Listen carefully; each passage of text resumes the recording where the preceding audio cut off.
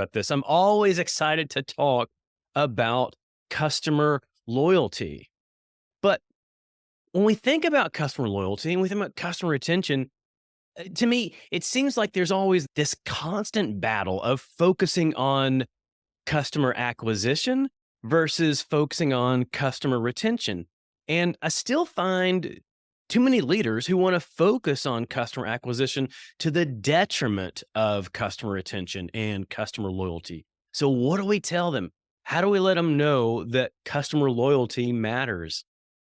It boggles my mind that companies can be so focused on acquisition and not focused on the retention and loyalty piece, because the reality is that the money is made when you get that long-term customer retention. And in fact, a lot of times if you acquire a customer and you don't serve them well and you don't retain them, then all of that work can be done at a loss. And so the focus on those post sale strategies is really the key to that profitability, because then you're on this flywheel of keeping the customers, you're still serving them, and then everyone that's new is additive versus having to acquire customers to fill in the slot of somebody who just churned out. So, in that view, like you're always trying to fill in those holes, fill in those gaps created from that customer churn. Right. And that feels to me like not to be as productive as keeping the customers and adding to the roster over the long term. When we talk about customer loyalty, I hear a lot of people that have different definitions around this. So sometimes some people even think that, oh, if a customer simply is a repeat customer, I consider that a loyal customer. What's your definition of customer loyalty? I think that there's a lot of different definitions of customer loyalty in the marketplace. And I think about lowercase loyalty as being that, repeat customer, or maybe I got a punch card and it's a buy 10, get one free. That is a kind of loyalty. And in some ways, it's the kind of loyalty that we're more used to hearing about. But that isn't the kind of customer loyalty that I'm talking about. When I Right. talk about customer loyalty, I'm really talking about that capital L loyalty where customers feel connected to your company. And you need to understand those differences because it's going to impact how you engage with different kinds of customers when they come to you. I appreciate how you used the lowercase loyalty versus capital L loyalty. When I think about lowercase loyalty, repeat customers, to me, a lot of times that repeat business is based around convenience. Let's say it's a coffee shop that happens to be just nearby my house. Maybe I'll keep going there because it's convenient to me. But if something better comes along that has the same level of convenience, then I might go to that better option. Absolutely. And there's room in this world for that kind of loyalty. I call that lazy loyalty.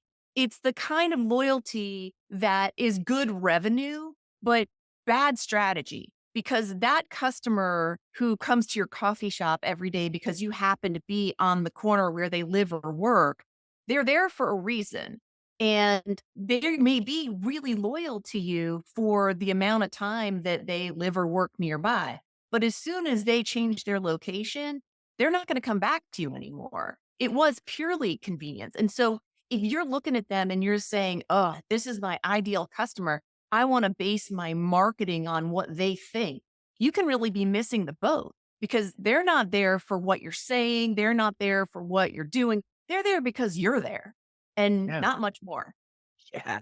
Well, so lazy loyalty, and that speaks to one of the different distinction levels, distinction categories of loyalty that you have. Can you walk through the others?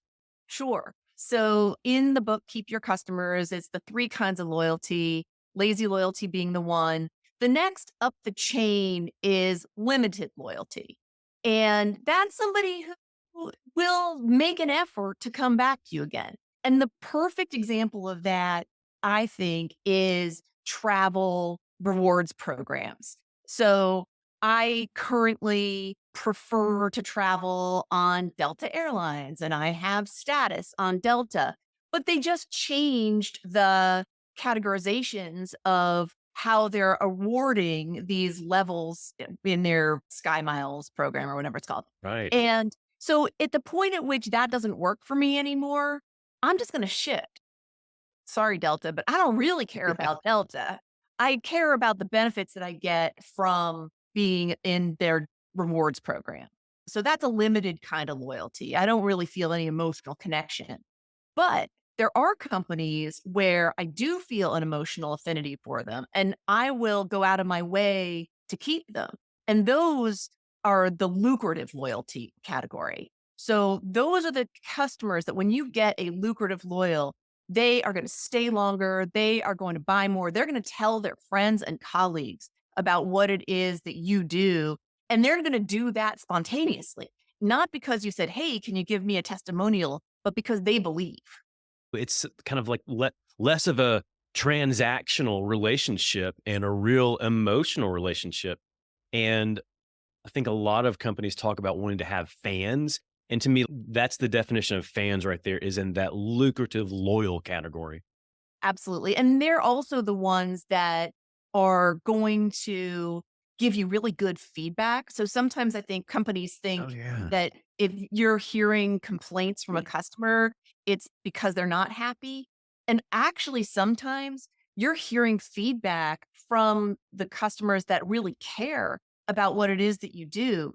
And so you want to be able to listen and hear, oh, this is somebody that is really dedicated to our company and they want us to be better because they're so invested in this relationship that we have. That's a great point. Yeah. It's like, I care so much. I think that you should know this. I think that you should be aware of this and how it can be affecting other customers. Exactly. Not that I'm really angry about it, but I think that you need to be aware so that you can fix it. Right. I care enough about you to share this feedback. And then when we think of the term lucrative, when I first hear that, when I think of, oh, lucrative, loyal customer, okay, this is also someone who is highly profitable. They spend a lot of money with me.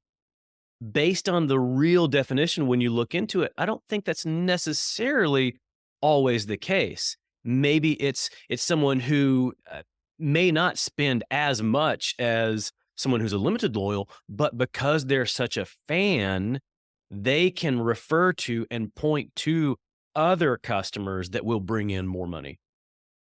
Exactly right. They will spend their dollars with you. So, in terms of your share of wallet, those lucrative loyals are probably going to be very high. But in Yeah. terms of your raw dollars, you're absolutely right.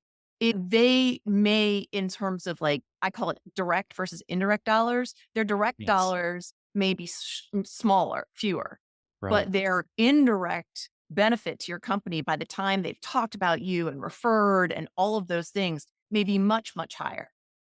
And I don't think enough leaders recognize the value in paying attention to and tracking those indirect dollars. And it's the tracking that really matters. We have to know who those people are, which means you have to be in tuned to your customers and hear, oh, this person made a referral. If you don't have mechanisms in place to really understand where your referrals are coming from, you may miss out on somebody who is genuinely a lucrative loyal. Then that might mean you don't give them the love that they deserve because you're just looking at their dollars in and not seeing the overall value of the customer. If we keep our tracking, if we're looking at our customers at the wrong level, we can see too many of them as being fairly equal and show the same level of care to them, regardless of who they are, regardless of what their real loyalty looks like. At the same time, outside of those distinctions and areas of loyalty, I think there's the need to recognize that you've also got some customers that really may not be the right customer for you. They may not be profitable customers for you. I'm not saying that we need to be focusing on actively getting rid of customers, but what strategy can we take around those unprofitable customers? I absolutely believe there's such a thing as bad revenue. That can come from multiple sources. That can be because a customer comes in and they keep asking for more and more things, more and more customizations, expectations. That the actual expenditure that you're making to keep the customer is really high. And so their revenue isn't actually as good as you thought it was to begin with. Like it looked good on paper, but the cost to actually serve them is high. And then there are customers that are just bad fit customers energetically. You know, they're a pain. They're negative. They create a bad impact on your company and on your team, and they bring your team down. Again, you don't have to get rid of those customers necessarily, although sometimes it is actually the right answer. And, your mileage may vary. But in being mindful of customer fit and what is it taking to actually serve a customer is important. And if all you do is chase the dollar, you really may miss the negative impact that a customer may have. Yeah, and sometimes those negative impacts can be costly internally, especially if those negative impacts are towards your team members that may somehow cause team member and employee churn. I actually am working with a client right now, and they just had a circumstance where they brought in, a big fish, and they were super excited about it. And it was a marquee logo and the whole 9 yards. They were very, very demanding and required all of this customization that was external to really the agreement. But because they were trying to service this great customer and they were so excited about this customer, they kept doing more and more and more, and it just never gelled.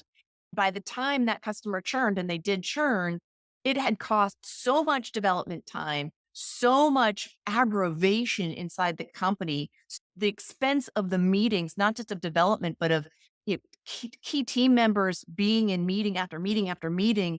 I don't even know that that was a profitable win for the company at all. And it's really deflating.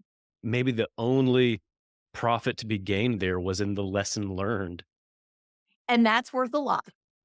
It can be. And when it comes to focusing on customers like that, a lot of companies keep thinking if we can just get this customer, like reel this big one in, if we could do it, if we can get them, then let's do it. And my mind always goes back to the movie Jurassic Park and Ian Malcolm when he says, "You were so focused on whether or not you could, you didn't stop to think whether or not you should." Absolutely. And I talk about that with clients a lot, and I actually use that exact same reference. I love that. And Awesome. some of that is understanding what does a good customer look like and then being able to manage expectations effectively from the beginning. When you have really clear processes in place, when you understand the value that you bring to a customer, and sometimes what that means is also you understand the work that they as a customer need to do to make a successful partnership, then you can manage those expectations effectively up front and say, this is what we're going to need. This is the time frame we're going to need it. And that conversation in the beginning really does set the stage. And it also helps you weed out the people that aren't going to be good fits. So it helps making sure that you're intentional at the very beginning with your customer onboarding process. Exactly. And having those processes in house and having a very clear way to be consistent internally with your team so that you can telegraph that extremely clearly to your customers is key. It is. We've kind of touched on this at a high level, the need for processes and the need for consistency. Earlier, you talked about the need for connecting emotionally with customers. You define those as the two major components to customer retention. Can we pause for a moment, get back to those, and dig into those two components? Well, I talk about them as being the heart and the smart of customer retention and customer loyalty. And it is the piece that we do talk about a lot, and you and I have talked about it already, is the smart. It's the tracking and the metrics, it's the quantitative side of things. We tend as a society to over rotate on quantitative. and maybe not as a society, but certainly in the business community. Right. We think the numbers are king. And the reality is that people are still engaged by and lean into when they feel seen, heard, and valued. And if you have both the heart, that seen, heard, and valued piece of it, and you pair it with the smart, it's that combination that is the winner for that long term retention. I talk a lot about the amazing quote by Maya Angelou. People Yeah. will forget what you said, people will forget what you did, but people never forget how you made them feel. We see it all the time, right? We see it all the time. You look at even in legal proceedings, and you'll have somebody and they just won't apologize for what happened in a situation. And that's why the case goes to court. That's why they go all the way through the legal system because the person on the other side of that conversation just didn't feel like the perpetrator understood the impact or they didn't feel remorse. We're still wired very much as humans to be dialed into that feeling piece. And just to make my point about the importance of heart, let me give you some smart to back it up. There's a great study by McKinsey that shows that 70% of a buying decision is actually based on how a customer feels they're being treated in the conversation. And so I think that's always my favorite way of showing how heart and smart have to work together. Yeah. It's the statistical underpinning of needing to have that qualitative heart-based feeling. One of my follow-up questions was going to be, especially when you think of the C-suite mindset, there's always that focus on measuring like hard, real, concrete numbers. How do you get the C-suite to buy in to that heart side? How do you get them to buy into that emotional connection? But it sounds like that study right there helps drive that home. And there are others like it. I mean, there Of really course. are numbers to back up the importance of that connectedness. There's your stats. There's your reasoning for focusing on the emotional connection. Now, then, once you've got that in place, you've talked about the need for processes and consistency, being able to operationalize the heart, operationalize how you deliver that experience that keeps customers loyal. When you talk about consistency, you give a really great example about the company Cluster Truck. So, can we talk about Cluster Truck? So first of all, let's make sure that we're enunciating very clearly. I tried so hard. It's a great name. So, Cluster Truck engaged one of the principles that I really love inside of companies, and that is articulating what I call a bullseye. And a bullseye is effectively a mantra or a vision for the customer experience. Oftentimes, companies have a mission, a vision, and values for the company, but they don't really articulate who do they want to be for their customers. Well, Cluster Truck is a ghost kitchen restaurant. So they only do delivery services. It's not a restaurant that you can go and sit down at and eat. Everything is delivery. When the CEO, Chris Baggett, first opened the company, he went into the kitchen and he said, "All right, guys, here's what I want you to think about. Don't ship maybes." I also have to be really clear in my articulation of that one. Right. Don't ship maybes. What that meant was if you're making a meal and it just didn't turn out that great, or maybe it had to wait on another meal or something like that, and it just wasn't going to be up to par, bin it and start over. Don't ship a meal that's going to be a maybe. And over time, that mantra grew from the kitchen to really every part of Cluster Truck. If you're going to interview a potential employee Sure. and you're sitting down and you really need to fill the seat and you're interviewing and they're just okay, don't ship maybes. And so that idea of don't ship maybes truly became that bullseye for Cluster Truck. And now that's something that we create intentionally inside of companies is how do you articulate what your bullseye should be so that everyone in the organization is aiming in the exact same way and to the exact same place for how to deliver that stellar customer experience. What I see too is when you have that type of bullseye, when you have that mantra that you focus on repeatedly, time and time again, and then everyone focuses on it, like you said, it seeps into and becomes instilled into everything you do, whether it's the customer experience, absolutely, or whether it's hiring employees, but also it's in how you collaborate internally as well. Especially in the restaurant industry, there's a lot of collaboration going on and a lot of things being passed from one team member to the next. I have to believe that when somebody at cluster truck is delivering something to another team member, they're not shipping a maybe to their next team member. Exactly. And not only that, it means that when there is maybe some uncertainty about how should we proceed, it's the touchstone that everybody can go back to and use Yes. to move forward. Yeah, whatever decisions you need to make, whatever actions you're doing, that acts as your filter.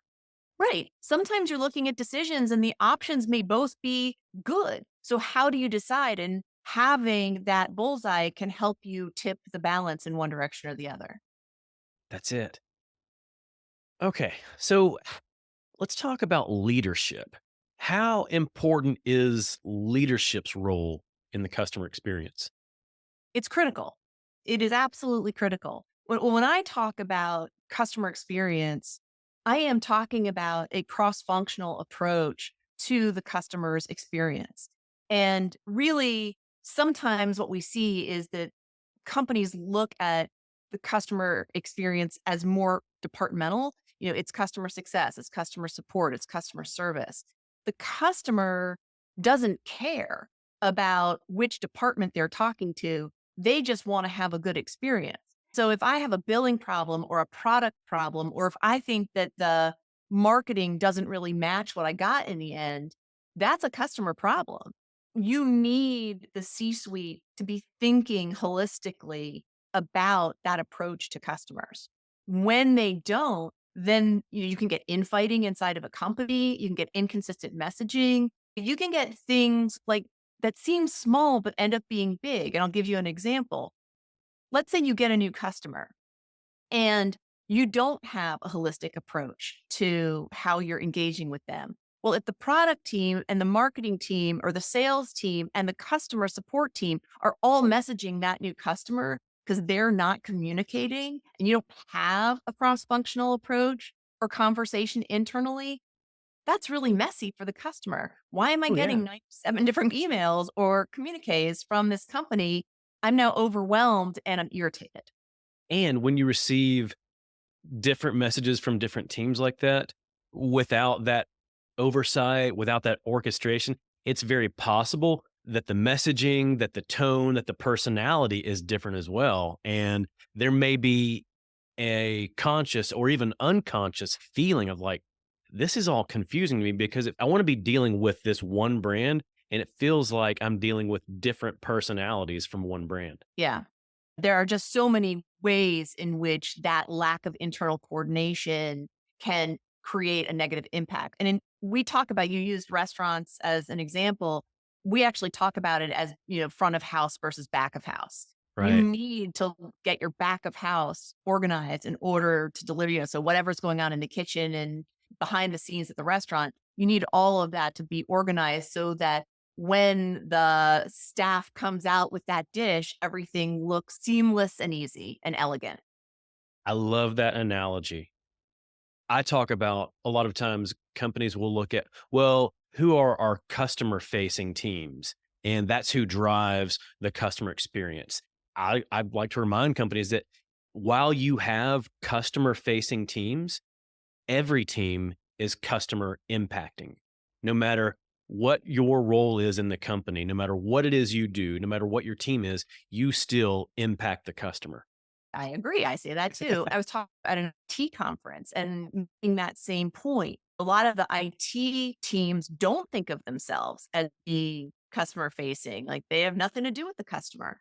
But in reality, there are opportunities where even the IT team can have a genuine impact on the customer experience. One of the examples that I use is the chatbot.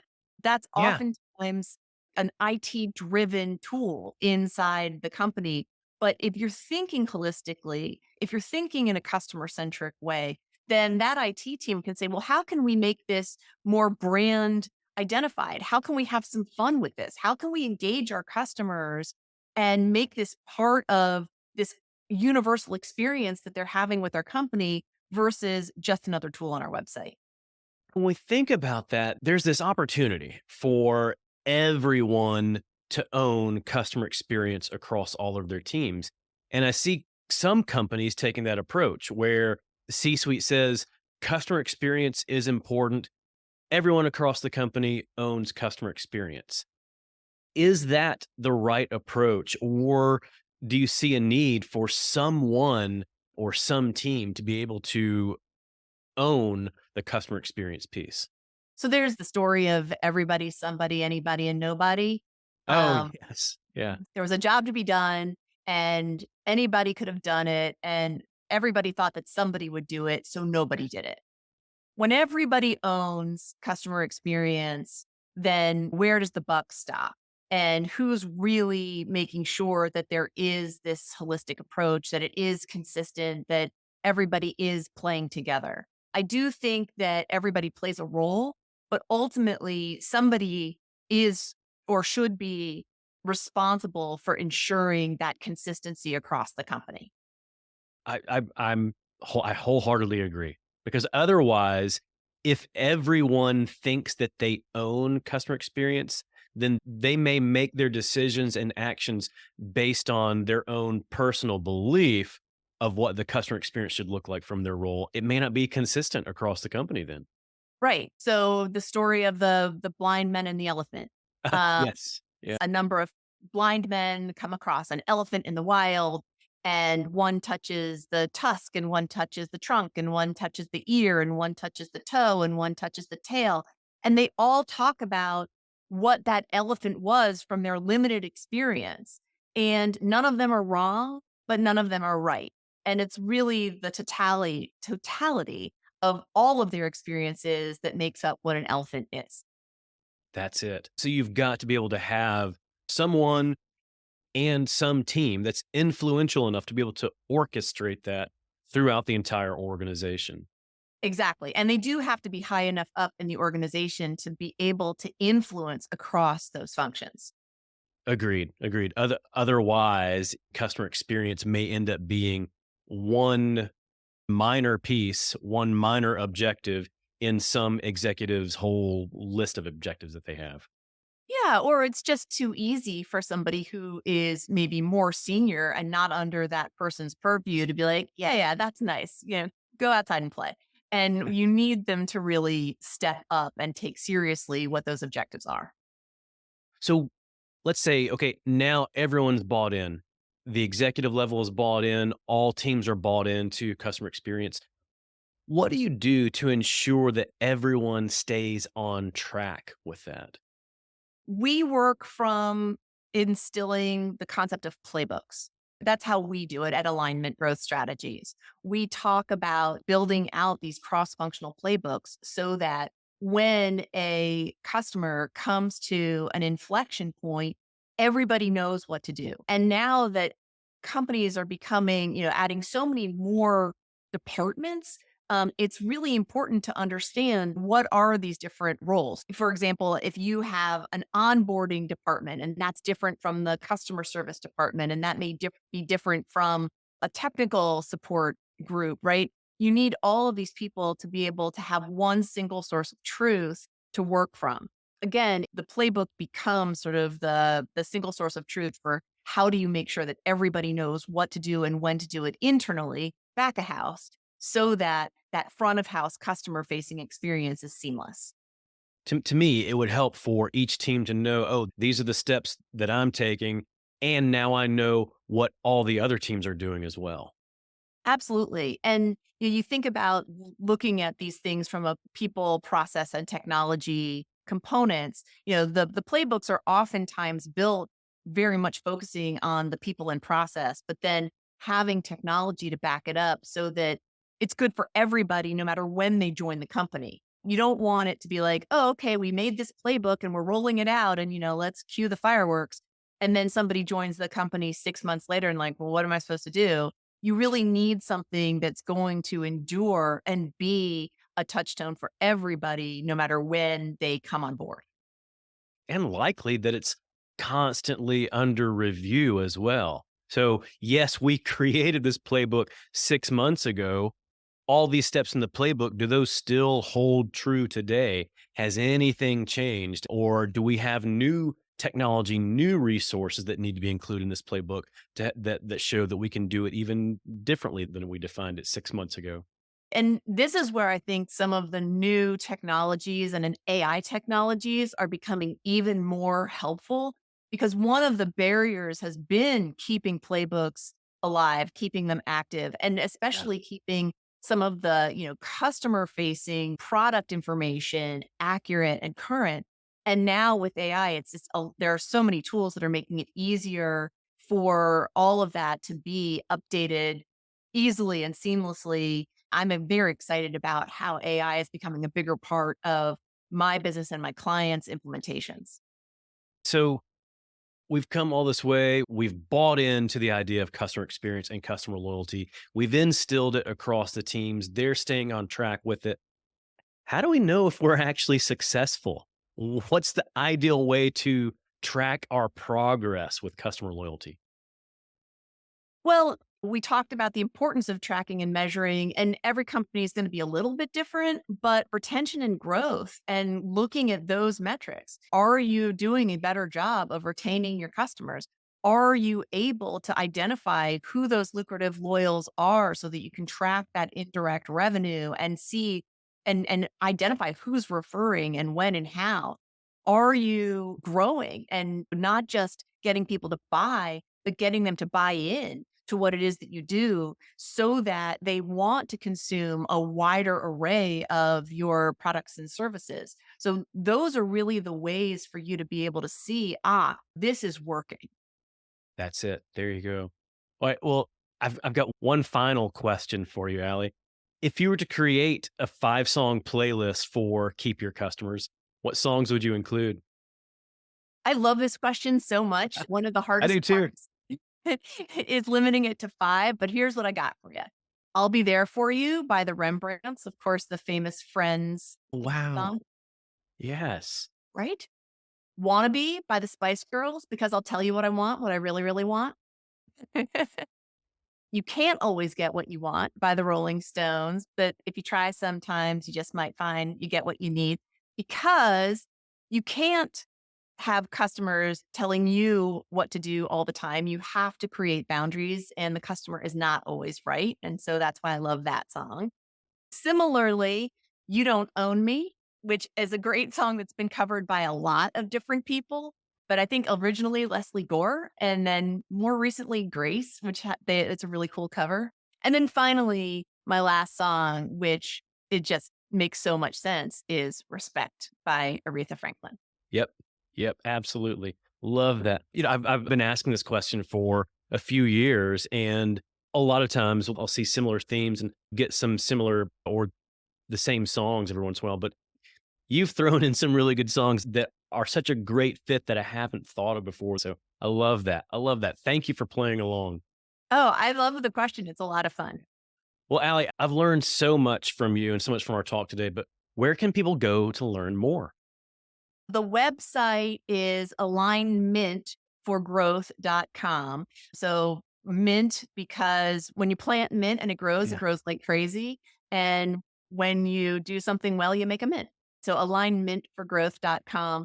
Find me on LinkedIn, either the company page, Alignment, or me, Ali Cudby. And please, when folks do, let me know that you heard me, that you found me here, because I always like to know that somebody authentically is connecting with me and not just selling me something.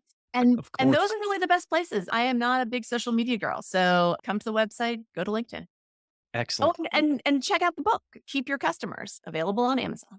Absolutely. Yes. I will definitely include a link to the book in the show notes as well. Allie, thank you so much. I'm so grateful for your time today. It's been a pleasure talking to you. I really enjoyed the conversation.